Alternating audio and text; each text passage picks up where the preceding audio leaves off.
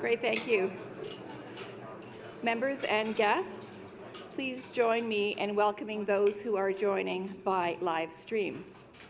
My name is Helen Reeves, and I'm a director of the Canadian Club of Toronto and your host today. Thank you, everyone, for joining us. Let me also say welcome and thank you to the Young Presidents Organization Gold and YPO Maple Leaf members who are joining us today to support one of their own. Thank you for joining.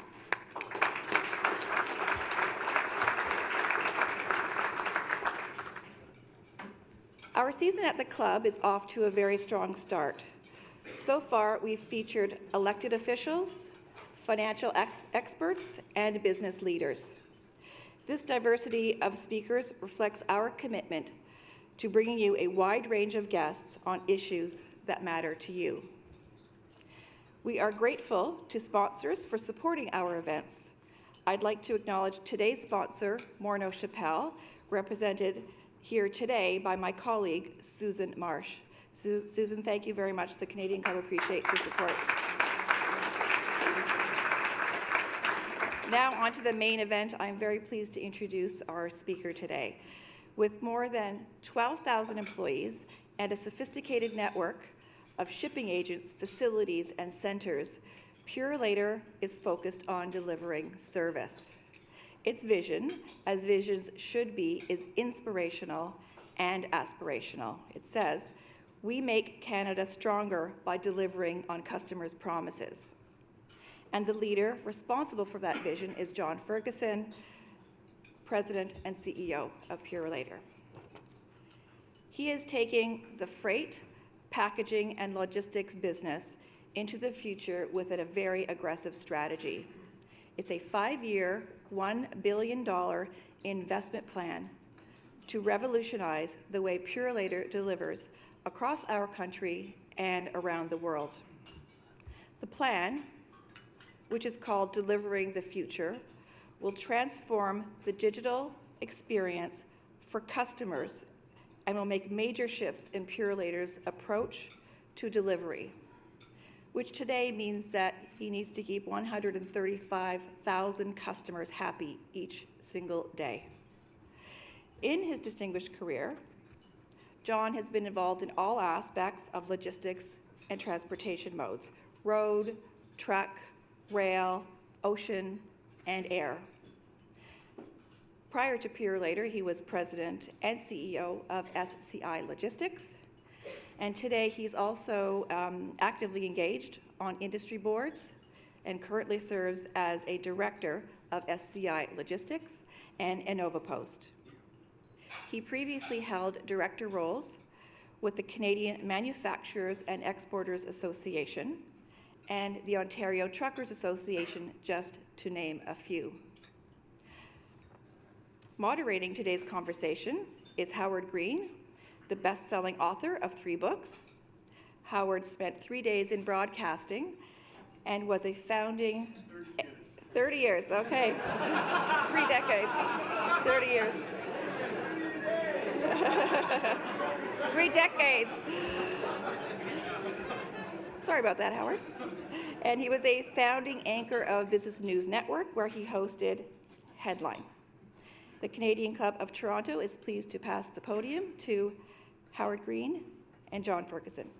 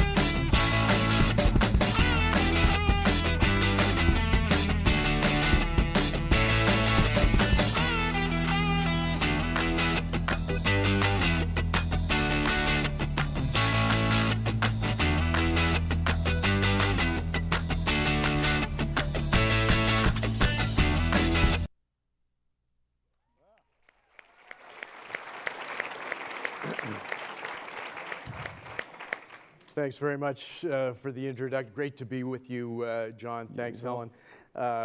3 days should inspire confidence, I think. Yeah, well, I'm also on YPO and I'm 25. You know, I'm an old school kind of guy with notes, and at the top of my notes it says necktie with 2 exclamation marks. I said to John before we came, I said, you know, Canadian Club, it's kind of a necktie kind of place, even though the world's going more and more tieless.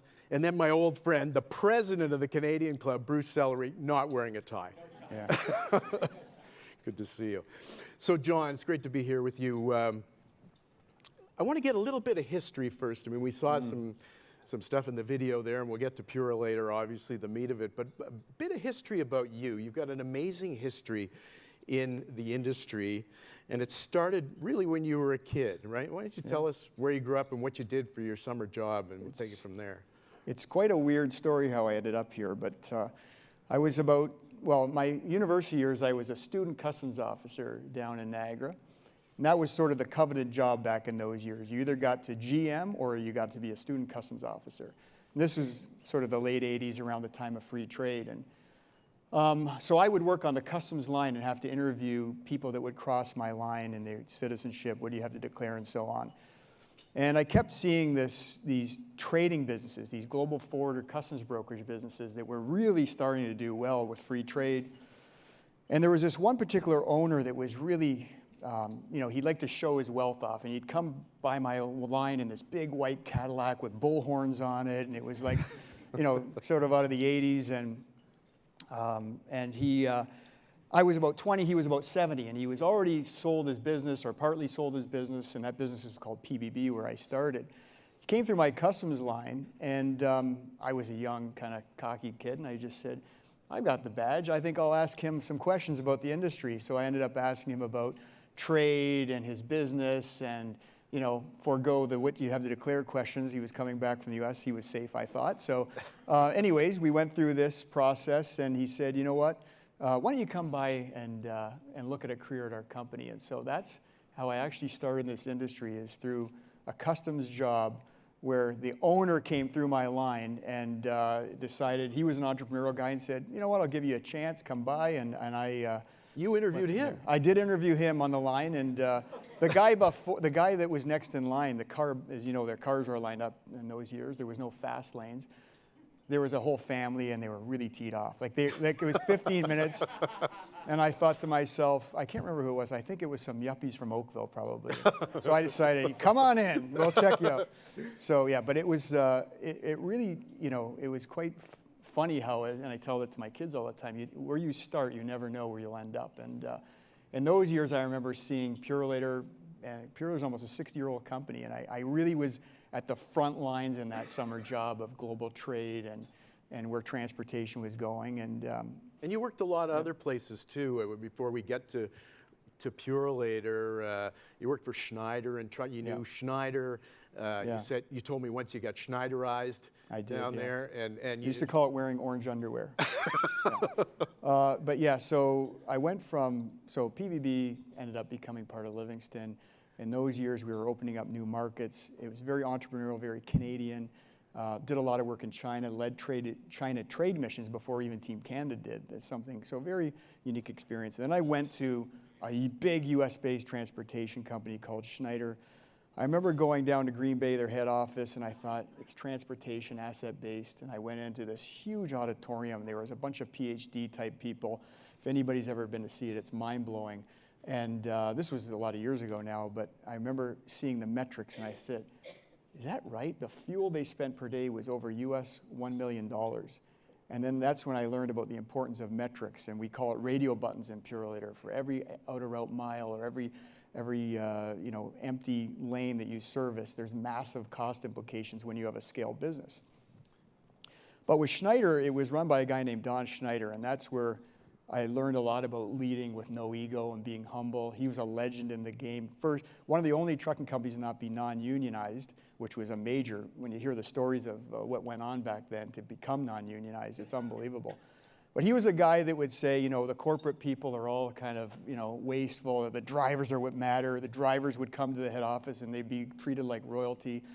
I remember did a lot of work. I don't know if Victoria's here from Home Depot, but a lot of us were running around Bentonville and Walmart at those times. They were the big player where Amazon is today. I remember Don Schneider and J.B. Hunt and Sam Walton would get together in some diner down in the U.S.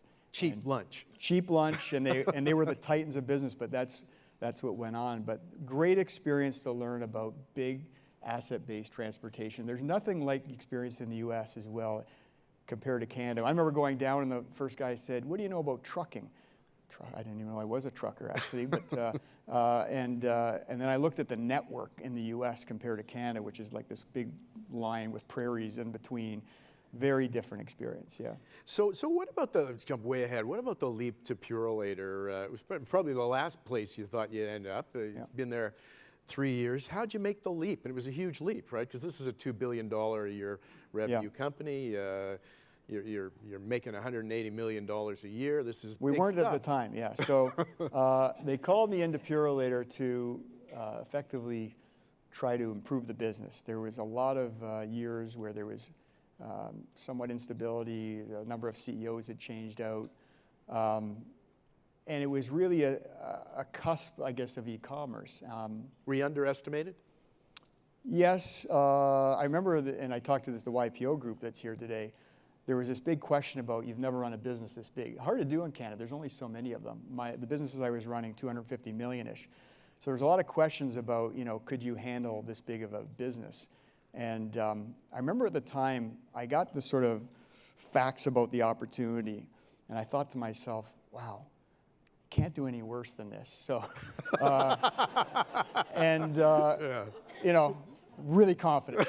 But I thought at the time, I actually had a playbook. And the reason I mentioned those early days at PBB and On the Border and everything else, I really felt like my career had custom made me for this. Coming back into Purolator, I thought, you know, I really understand the ground floor of this business. I knew the salespeople from way back when. I knew the markets they served.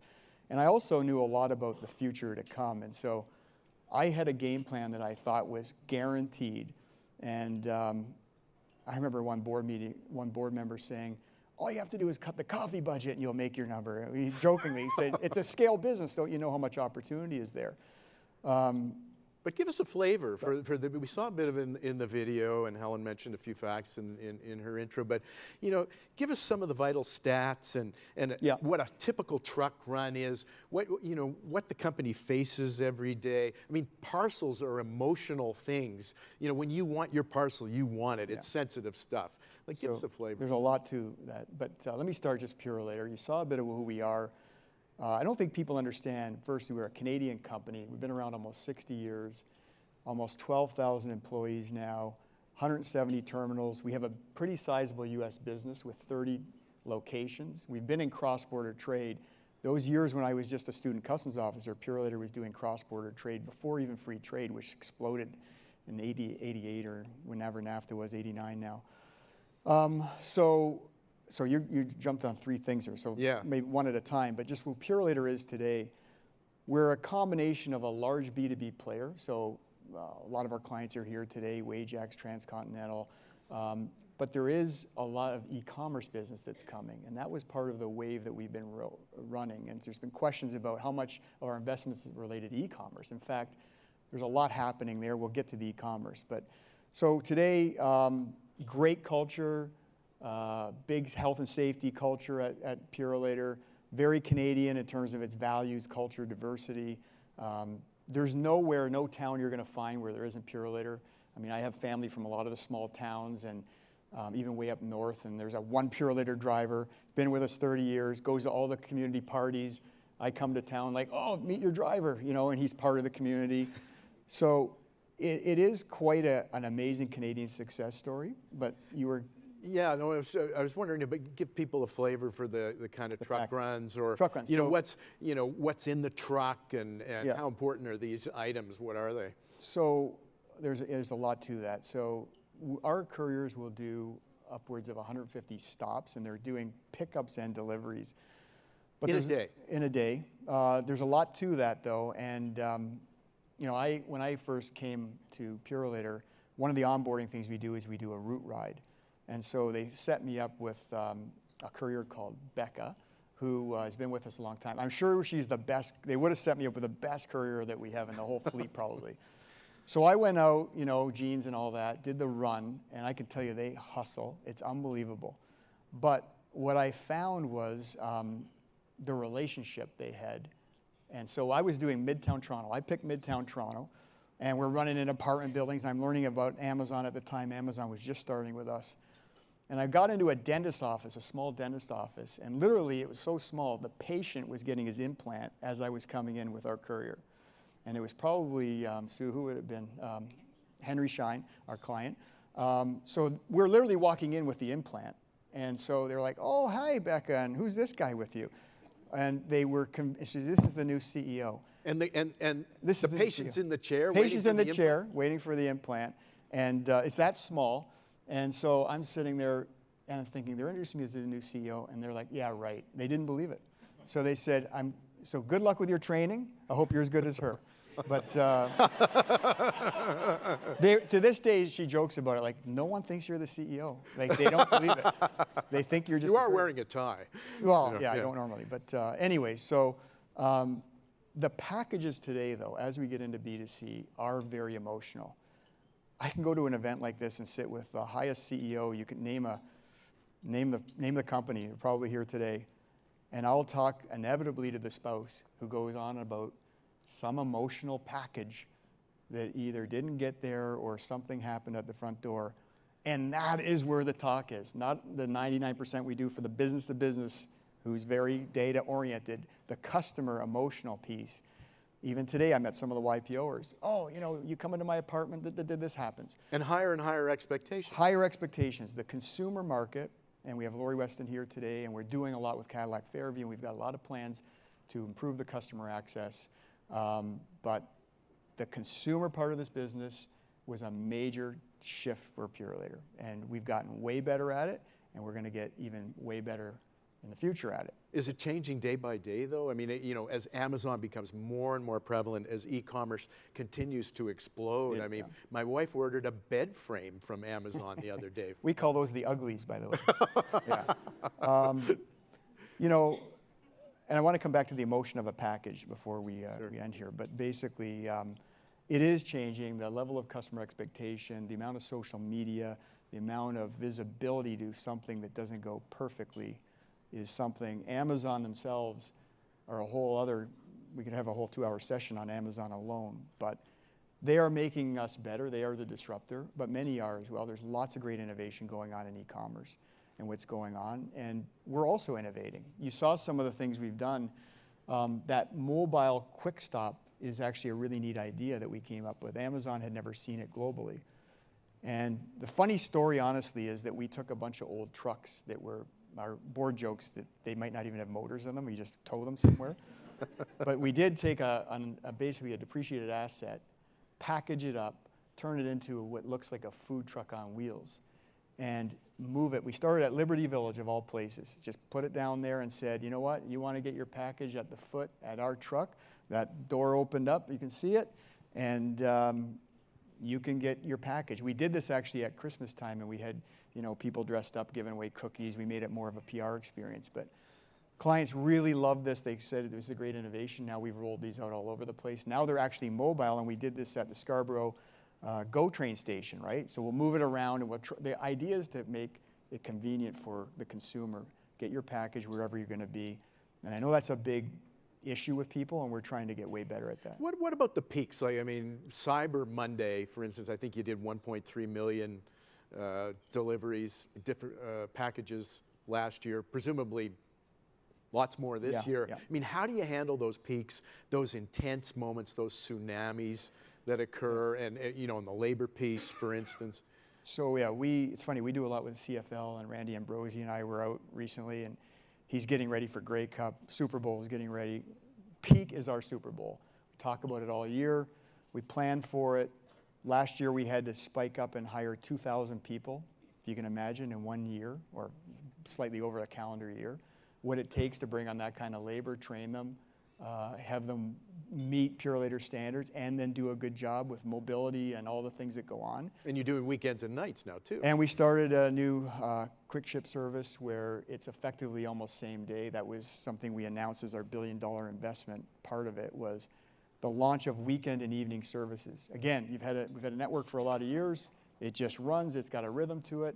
Now you introduce a whole other network on weekends and evenings, conveniently when the customer's at home. But also, the world is now demanding 24/7.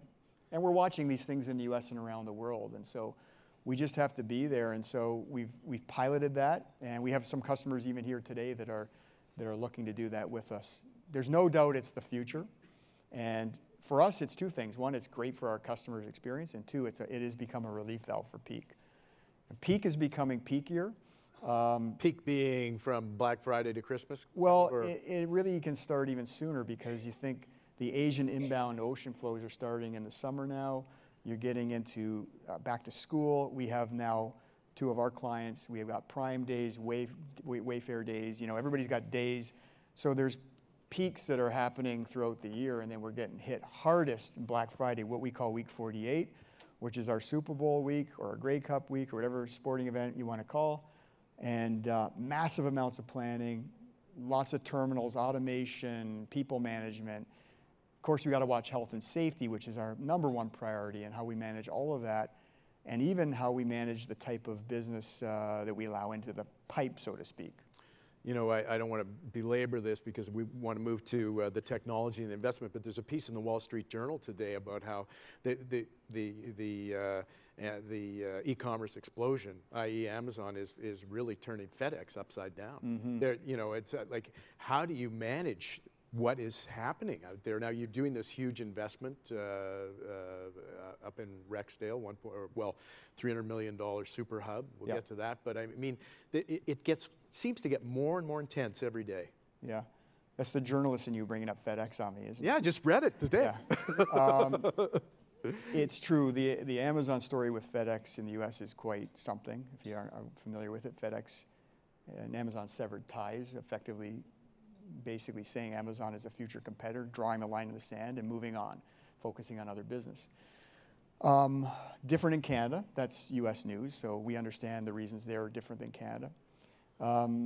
Remind me where we're going with this now? Yeah, well, to how you handle it, like with the with this big investment that you're making. Yeah, so the investment is made up, it's not just about Amazon or e-commerce, it's in fact for our entire business.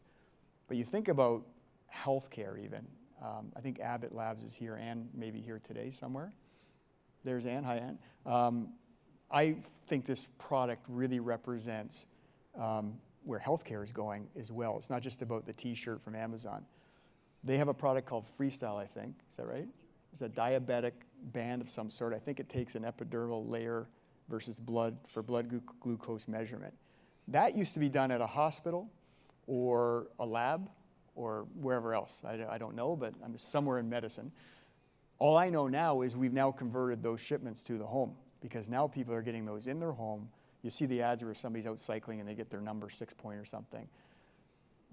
We talk to so many businesses that are traditional businesses that are converting to B2C channels or omni-channel even, that we see all of our investment going to all of our businesses. Now, the investment we're making is $1 billion over the next 5 years, which is unprecedented for us and unprecedented, we think, in Canada. It includes a super hub up beside Humber College. What's a super hub? This is the video. This is a little internal video. If you can look at this, that's the land we have, 60-some acres. You'll see some of the key stats. We're talking about a major sort automation center. 60% of our volume will go through it. This is what inside, this is a bunch of schematics of what a hub looks like. Basically, it's a complex way of taking 1 million packages and moving it out to 200-some terminals across Canada and sorting them to a household at one site. This is me talking about it somewhere. Here. You have a future in broadcasting. Wow. So tell us more about the level of automation. I mean, each parcel, it would seem, would have tons of data. attached to it. I mean, what does that mean for you? So the other big part of our investment is in technology. And sometimes I wonder whether we are a people business, but our CIO who's here would probably say, oh, we might be a technology business. He's talking about concepts like not just ship to home, but ship to phone now. So a major investment in mobility. With mobility becomes data. We're scanning all the time. We like to say that a package is like a human and that it has a heartbeat, it has blood pressure, it has all these things. In a package, there's data. There's amazing data for a company to capture. And we're looking at AI. Some of the neat things, I'll just give you one that I think we're working on that I think is really neat in terms of customer experience. A courier goes in to a residence every day, they drop a package in a certain spot. That spot might be next to a shed. An image is taken of that. Those images are collected many times over many deliveries, say 40 deliveries now.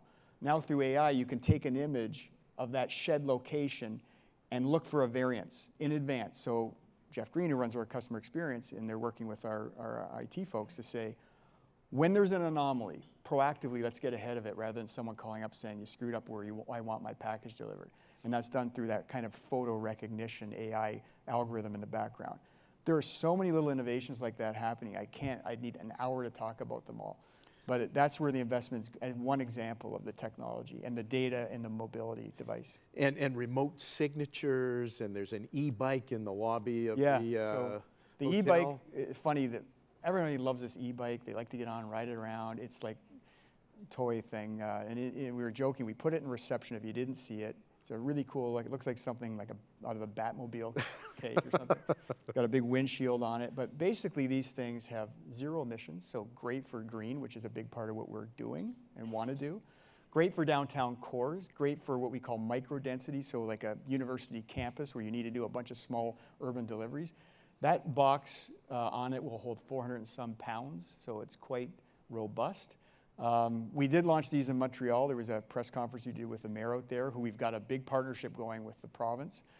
And everybody, the big question was, what are you going to do in the winter? And, I know about, my daughter goes to McGill, so I know about the huge mountain that they have to climb to get up there.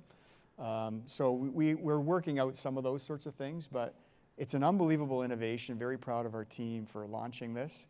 What about, you mentioned the density, say, on a university campus. Yeah. What about, just from a trend point of view, there is more urbanization going on. We're talking about smart cities now with sensors and so forth. How do those kinds of things figure into how you plan for the future or affect you now? Yeah, we really break up our network into 3 chunks, urban, rural, and suburban.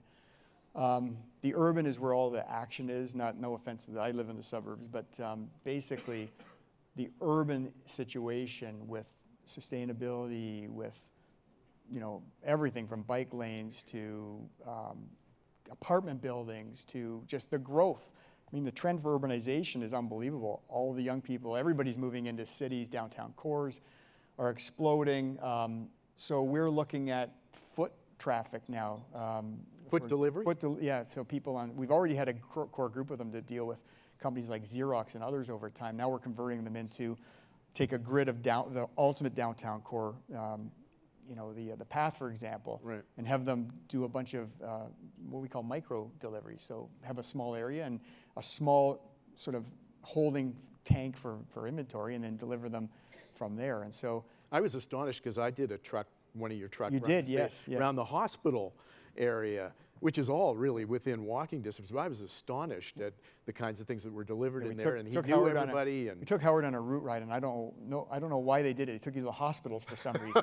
But, looked like I needed it. Yeah, maybe. But I think that you were amazed, and you should be, because the couriers, their ability to navigate inside a hospital is rare. I mean, the ability to go to surgical departments, know exactly what to do. It's not like we're just flopping stuff at a delivery bay. It's literally an on-site experience. And so we really are, like, our healthcare vertical is a special one for us. It's obviously life and livelihood, and it gets treated with a different type of approach. Very important things on those trucks. And, as we as we wrap up here, I just want to remind everybody that we will take questions from the audience. We have a couple of roving mics. We'd love it if you got up and we had it interactively. If you prefer, you can write it on a card, but we will come to some of your questions in a minute, so please get ready with some. John, you know, as we turn the corner here, you know, just talking about precious cargo, there's a great story about a cat when we were talking. We have actually a few stories, but yeah, there was we have a hub go to a terminal, and so lots of sorts. And I just saw the end result was this great story, but apparently there was someone shipped a tire, I believe, and the tire rim. The cat was in there when they shipped it. There was actually a live cat shipped through our network. And from I believe it was Halifax to Montreal? To Montreal. And anyways, it arrived safely, and our great people detected that cat and ended up sourcing it back to the owner who was missing their cat. And I don't even know if they knew by the time we figured it out, but we got that back. But honestly, there is a story at Purolator, and those that have come before me will tell me the stories at Purolator are just incredible every day. I mean, 2 weeks ago, we had a typical leadership meeting, and our COO, who's probably here today, said, oh, and by the way, a couple things happened. I'm thinking, okay, what are they? And I didn't even know about them. Well, one of our couriers had been delivering into a McDonald's restaurant where someone was having a heart attack. We train a lot of our folks in CPR. Our courier literally saved a guy's life. And he talked about it like, oh yeah, I was just doing a delivery. Oh, guy's having a heart attack, saves his life. Did you give him a raise? Of course, Howard, you know. 3 days of journalistic experience coming to the fore there. Where's Dave Bauer when I need him here? Dave, have we signed our contract with Howard yet? And then we had a second one where I believe it was in Scarborough as well area. There was a house fire as someone was delivering, one of our couriers.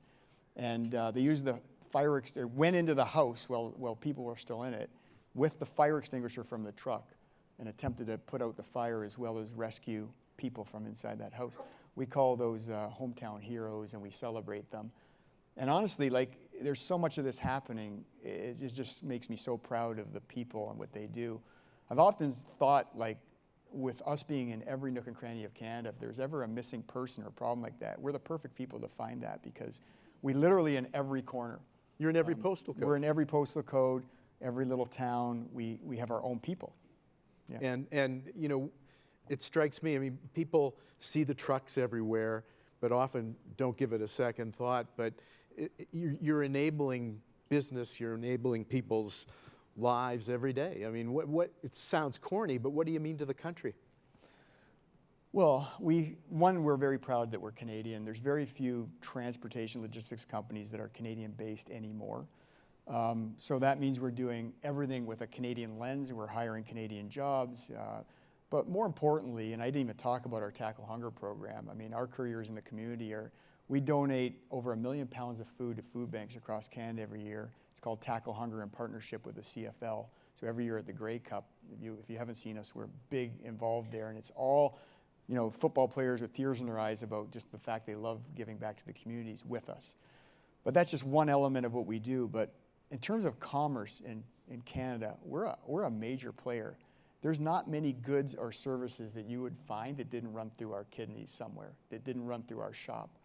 So, you know, we're proud of that. We didn't even talk about our international expansion, but the future for us is going to be building off our Canadian network. We've got people we've hired from DHL recently to help build our Asia business for Asia inbound and outbound, as well as we're focusing on the UK and some other markets. Our US-Canada trade has been around for 25 years. We're an early adopter. And the term we like to use at Purolator is we're a catcher's mitt in Canada for all the volume that comes from around the world. And that's how we see our future strategy, that we build off this network internationally. That's a great spot to leave it, John. Thanks so much. And let's go to some of your questions here from the audience. We do have some microphones floating around. Anybody ready to go? Oh, we've got a move there. Yeah. Hi. Thank you. Hi there. Heidi Levitt with Levitt Safety. Just wondering what your 3 biggest short-term tactical challenges are with your e-commerce strategy, and what your 3 long-term biggest challenges are. Heidi, you know too much as usual. Those are a great question. We call them big rocks That's the lean word we were using at Purolator, because lean continuous improvement is a big part of our culture. The biggest issue with e-commerce is the peak and dealing with so-called flexible labor. So how do you handle sometimes up to 10 times volume? We could have a customer, for example, say, you do 1,000 shipments a day, or whatever the number is, we want 10 times that in the peak period. So how do you staff up and manage that? 2 is customer access. That means locker boxes, kiosks, mobile quick stop, all the stuff that Lori manages for us, all the things you saw in the video. Basically giving access to people's packages more conveniently. 3 is probably on the technology front, and that's and automation and capacity. I didn't even use the word capacity yet, but we talk about capacity all the time. How are we going to have enough capacity for the growth that we need? Where are the pinch points in our network? We're building a $300 million hub, which will have 3 times flexibility. So if we do 50,000 pieces an hour, it can do 150,000 and scale up to that because of the way it's being designed, as an example. So all of our investment in technology, automation, flexibility, and people is all designed to help us with the growth of e-commerce and our other businesses, which are also converting to e-commerce. Yeah, Bruce. How do you think about packaging waste? So one of the Yeah. reasons why I do very little online shopping is I'm horrified by the 12 cubic foot Right on. box that Drives me delivers a bananas. tomato. And my next door neighbor needed a second recycling bin in order to get rid of Yep. the boxes she accumulated over the Yep. course of a week. We would love it. In fact, we're looking at automation that will take a scan of a package and automatically figure out the perfect size of package, because the one thing that we hate is shipping light product. Feathers in the air is the old term. We talk about cube, meaning we want dense packages. The denser, the better. And so and not only the right thing to do from a green standpoint, of course, and even the image that you have when somebody opens a package. The problem is we can only influence that. It's really the warehousing and distribution, and actually ultimately the shipper themselves who often packages those products. I've worked in a lot of warehousing distribution, I've run those businesses, and part of the problem is, firstly, we have to price for cube, which means we have to watch that we don't price so that people are not de-incented to ship air. So that's on us. The second is those warehouses, though, often don't like to have 10 million boxes laying around. I'm exaggerating. They want standardization, and that's what drives that problem. I think that as we get more sustainable, that's going to go away, I hope. But it's our best interest from a business, even, not only to do the right thing, but it actually kills our network to have air in there and big boxes. Yeah. We went over there, John. Hi. Jacqueline Wu, Deloitte Consulting. My question is kind of building off the ideas of the mobile truck stops. I was wondering if you're considering changes to how you deliver goods to everyday consumers who might expect to receive goods while they're, I don't know, at work or on the go instead of directly to your homes. I don't know about you guys, but I can't count the number of times I've missed a delivery. Yeah. So we're working on this major project that we've launched called Recipient Solution. And basically it's an online application that will allow you to make choice. So it started with just SMS notification. Your package will arrive at this time, be ready for it. And the total plan on that, the sort of roadmap of that, is to have a bunch of choices. So I want to pick up my package at the end of the GO train line at this time. I'd like to pick up my package from this kiosk or your retail outlet or from the store, from the retailer themselves, or whatever it is.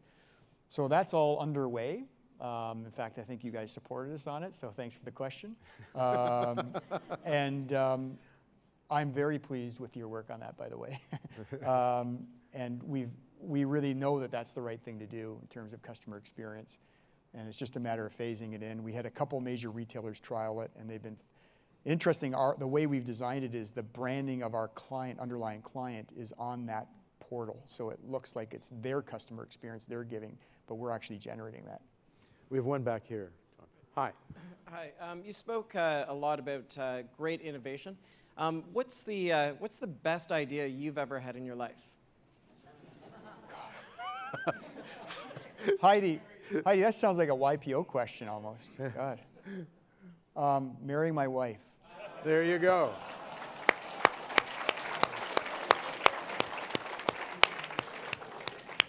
You know how to say the right thing. I hope that's on camera. It's across the world on the internet now, and it'll never disappear. Finally, I got the chance. Do we have anybody else out there? We still have them. Yes, sir. We'll just wait for the mic if we would. Thanks. Steve Lister, Imperial Capital. You have a somewhat quirky ownership structure, your largest shareholder being Canada Post, and who you, I guess, compete with. Just curious about that, the competitive landscape and how that all sorts out in the future. Yeah. We try not to compete with them, and we do a pretty good job not doing that. I didn't really even talk about this, but I'm going to just for a minute before I get into ownership. The reason why we're riding this wave of e-commerce, which I never really hit, was that there's been a trend from the cheap and slow and don't pay for delivery to fast, premium quality, on time, which Purolator had. In a lot of ways, and I don't like to use the word lucked out, but some people before had told me, you know, my friend Mike Wiener said, you know, sometimes you just get lucky, John, you know, and I said, no, it was all work. But anyways, you know, because the market has moved to fast, and largely driven by Amazon. They want 2-hour deliveries now, as an example, same day. It's really fortunate that our space is speed, and we already had a network set up to do very fast, efficient, quality service. So that's our differentiator. And the other one that clearly is our international strategy, which is unique to us, and given they're a Crown Corp, we have the ability to do that, where they don't. The ownership structure is working well for us in the sense that, let's say we were owned by private equity, and I have lots of friends in private equity in the space in the US. They would never build a hub like this without a 5-year payback, because they're going to end up selling that business in 5 years. So building a hub with a 10-year payback or whatever it is, and the terminals we put in with 8-year paybacks and everything else, that's a big barrier to entry. And because of our ownership structure, we can be Canadian and we can be long-term in our thinking, which is very unique. Trust me, when private equity just tore into this industry. And I don't know many of my colleagues, CEOs, that don't have more than 5-year, everything's 5 years because we're selling. So in my time, in my opinion, we've been more independent than maybe other cycles and regimes. And you can see by this investment, when we announced a $1 billion investment, it's for our customers, but it's also for our employees. And it's a big sign of confidence in long term. Nobody's going to invest $1 billion in 5 years if you're not going to be around for the next 50 years. That hub, by the way, that we're replacing, they can last up to 30 years. We're designing it for that long of a time, you know, be well after my time. So very long term in its nature, and we're looked at as an asset.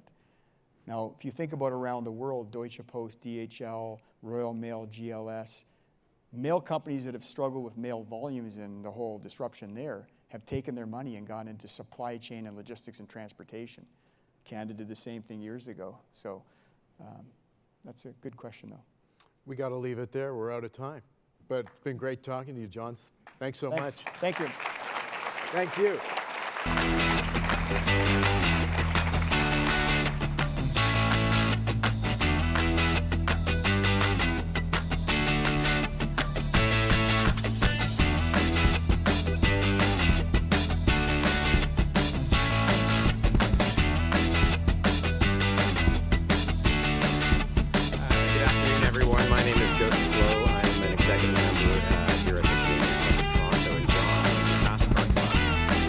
Thank you for delivering such an inspiring message on the transformation journey that Purolator has undergone.